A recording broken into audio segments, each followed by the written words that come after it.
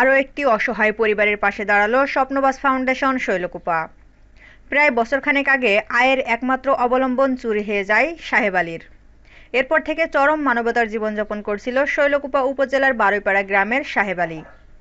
সাহেব আলীর মানবতার জীবনযাপনের খবর আসে ছাত্রদলের মানবিক নেত্রী ও স্বপ্নবাস ফাউন্ডেশনের অন্যতম সদস্য সোহেলী খাতুনের কাছে। এরপর সোহেলী খাতুন ও স্বপ্নবাস ফাউন্ডেশনের মানবিক মানুষের আর্থিক সাহায্যে একটি ভ্যান কিনে উপহার দেওয়ার উদ্যোগ গ্রহণ করা হয়।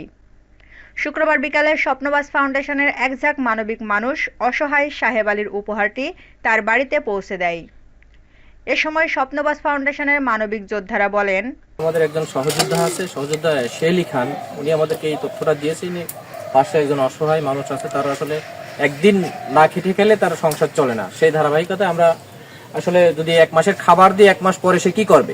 আমাদের প্রবাসী নাসিরুজ্জামান জোহান ভাই, শামীম ভাই আছে, তাদের সাথে আমরা আলোচনা করি যে কি করা যায়। আমরা তাৎক্ষণিক একটা চিন্তা যে একটা কর্মসংস্থান করে দিলে কি হবে, একটা ভ্যান কিনে দিলে তার আর কি সংসার চালাতে সুবিধা হবে, এবং এর জন্য আমাদের এই কাজটা চলমান। আরেকটা বিষয় বলে রাখি, আমাদের কাজ কিন্তু চলমান আছে, আপনি হয়তো জানেন এবং শৈলকুপাবাসী জানে। কয়েকদিন আগে আমরা একটা বাড়িতে খাবার দিয়ে আসছি। এই সপ্তাহে হয়তো আমাদের একটা ঘরের কাজ চলতেছে, সেটাও আমরা করব। আমরা দর্শকবৃন্দ যারা আছে তাদের কাছে বলি আমাদের জন্য দোয়া করবেন। আর আরেকটা, অনেক সময় কথা বলে যে আসলে এই কাজগুলো কেন ভিডিও করি, আমরা ভিডিও করি কেন, যে একজন মানুষকে উৎসাহিত করার জন্য, যেন আমাদের এই কাজ দেখে আরো মানুষ সমাজে এগিয়ে আসে আমাদের এই কাজ করার জন্য। ধন্যবাদ ইগল টিভিকে। আসলে দীর্ঘদিন পর ব্যস্ততার কারণে অনেকদিন প্রিয় সংগঠনের সাথে সময় দিতে পারেনি। দীর্ঘদিন পর আসে একটা নতুন একটা প্রজেক্ট সুন্দরভাবে সফলভাবে সমাপ্ত হচ্ছে। আসলে অনেক ভালো লাগছে, যেটা বলার ভাষার প্রকাশের বাইরে।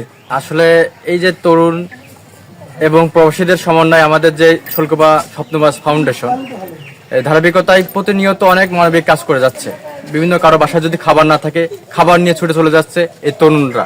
প্রবাসীদের যে অনেকে আছেন, আমাদের এখানে অনেক প্রবাসী ভাই আছেন, তারা ওখান থেকে দিক নির্দেশনা দিচ্ছেন। এখানে তরুণ ভাইরা কাজ করছেন, বিভিন্ন সামাজিক মানবিক কাজ করছেন। বিভিন্ন সময় আমরা দেখছি একজনের বাসায় খাবার নাই, তারা বাজার করে ছুটে চলে যাচ্ছে সেখানে নিয়ে, দিন রাত নাই, যখন প্রয়োজন তখনই চলে যাচ্ছে। তো আমাদের জায়গা থেকে আমরা আসলে বিভিন্ন মানবিক সংগঠনের সঙ্গে জড়িত আছি।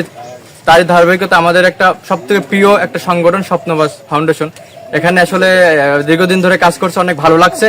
তো আমরা আমাদের তরুণ ছাত্র সমাজের বা রাজনৈতিক ব্যক্তিদের আমাদের জায়গা থেকে বলতে চাই যে এরকম ভালো ভালো কাজের মধ্যে যদি নিজেদেরকে সম্পৃক্ত রাখতে পারি, তাহলে আমরাও নিজেদেরকে একটা মানবিক মানুষ হিসেবে গড়ে তুলতে পারবো। আমি একজন প্রবাসী, আমি দীর্ঘদিন প্রবাসী ছিলাম। আমি আসছি হঠাৎ করে দেশে আসার পরে সংগঠনের সাথে, এটা আমার প্রথম প্রোগ্রাম। ভবিষ্যৎ পরিকল্পনা আমাদের, আমরা ভবিষ্যতে যাতে এর থেকে আরো বড় বড় প্রজেক্ট সাকসেসফুল করতে পারি, এর জন্য আমাদের যা যা করণীয় ইনশাআল্লাহ আমরা করব ভবিষ্যতে। Desk report, eagle TV news.